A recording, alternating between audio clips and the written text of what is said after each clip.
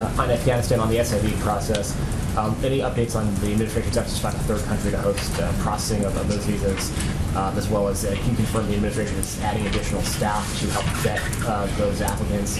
And how long will that take, and how is the administration going to address security concerns among its who are applying for visas here? Sure. Well, one of the areas the President will talk about in his remarks this afternoon is certainly ensuring that we are taking care of Afghan nationals who worked side by side with U.S. forces and the SIV applicants, as you noted, including interpreters and translators. So we have already dramatically accelerated the processing time for special immigrant visas to bring them to the United States. We're working closely with Congress. We're continuing to work closely with Congress to change the authorizing legislation so that we can streamline the process for approving visas, even when they are in a third country, and we have stood up an operation to physically relocate thousands of these Afghans and their families before the U.S. military mission concludes so that they can wait safely outside of Afghanistan. That operation has identified U.S. facilities outside of the continental United States as well as third countries. Because of security reasons, we're not going to outline in detail at this point where those are, but I can confirm that we will be conducting flights of our Afghan allies to these locations in August, so of course in advance of the timeline of bringing our troops home.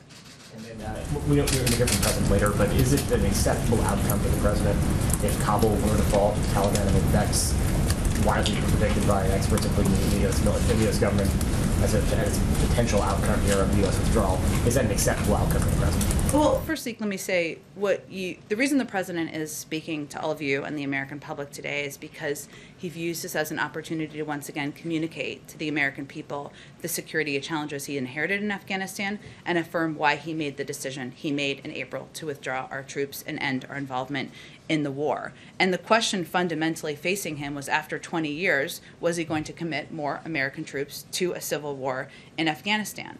And if we look back 20 years ago, which many people in this room covered when Steve was 9 years old, I'll just by math, we did what we wanted to do, which was we got the terrorists who attacked us on 9/11. We delivered justice to Osama bin Laden. We degraded al-Qaeda's capacity to the point they did not present an active threat to our homeland. He made the decision after a clear-eyed assessment, in part because he's never seen there to be a military end to this war, and also because as we came into office, we had an agreed-to timeline. After May 1st, the uptick in violence was coming this summer. The status quo was not sustainable, and we are still continuing to support diplomatically through security assistance, humanitarian assistance, the ongoing efforts in Afghanistan, including a political negotiation process that's ongoing that we expect the ambassador to continue to return to. So we have always anticipated, Zeke, and the President was very clear about this when he made his speech in April, that there would be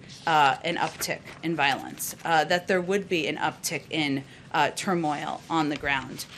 We knew that, and we knew the security situation would become more difficult. But he made the decision in part because if you look back at recent history, in 2011, the NATO allies and partners agreed that we would end our combat mission by 2014. In 2014, some argued for one more year, so we kept fighting, kept taking casualties. If we did not make the decision we did, there would have been severe consequences. That's why he made it.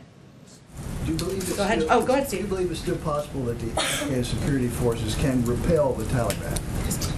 Well, certainly, as we expected, the Afghan National Defense and Security Forces are now under real pressure, and that was certainly a part of the discussion the President had with Afghan leaders just 2 weeks ago.